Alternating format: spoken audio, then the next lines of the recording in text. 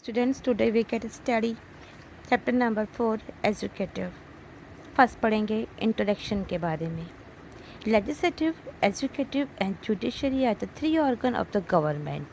कि legislative, executive और judiciary ये तीनों ही गवर्नमेंट के थ्री ऑर्गन्स होते हैं और सब मिलकर के रहते हैं। तो together they perform the function of the government. कि ये तीनों मिलकर के गवर्नमेंट की फंक्शंस करते हैं। मेंटेन, लॉ को मेंटेन करना and order and look after the welfare of the people. ये लॉ को मेंटेन करना, लॉ एंड ऑर्डर को देखते हैं, उनको मेंटेन करते हैं और उसके बाद ये पीपल्स के लिए वेलफेयर वर्क भी करते हैं। The constitution ensure that they work in the coordination with each other. ये तीनों मिलकर के कॉन्स्टिट्यूशन में काम करते हैं। अ बैलेंस अमंग देमसेल्फ और बैलेंस को बनाए रखते हैं।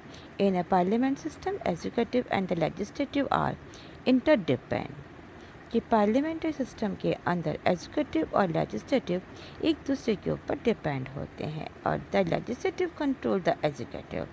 कि लेजिस्लेटिव एजुकेटिव को कंट्रोल करता है एंड इन टर्न, और अगर पलट के देखो, it control by the executive, और ये एजुकेटिव को कंट्रोल भी करता है। In this chapter we shall discuss, इस चैप्टर में हम डिस्कस करेंगे द कॉम्पिटिशन, इनका कॉम्पिटिशन्स के बारे में, इनके स्ट्रक्चर्स के बारे में एंड इनके फंक्शंस के बारे में। कि of the educative organ of the government, कि एजुकेटिव ऑर्गन जो है गवर्नमेंट का, इसकी कॉम्पोजिशन, इसका स्ट्रक्चर और इसके फंक्शन के बारे में, यानी इसकी संरचना, इसका संगठन और इसके कार्य के बारे में हम पढ़ेंगे। This chapter will also tell you about the change. ये चैप्टर आपको बताएगा इसके बारे में कि change that have occurred in recent time due to political practice. कि पॉलिटिकल के अंदर इस समय इसमें क्या क्या चेंजेस आए हैं। After reading this chapter you will be able to, इस पढ़ने के बाद आपको मालूम पड़ेगा। तो make a distancing between the parliamentary and the presidential executive. कि फर्स्ट है कि पार्लियामेंट और प्रेसिडेंट सिस्टम की जो कार्यपालिका है, जो एजुकेटिव है, इसमें हम अंतर कर सकेंगे। सेकेंड ये बोलता है कि understand the constitutional position of the president of India.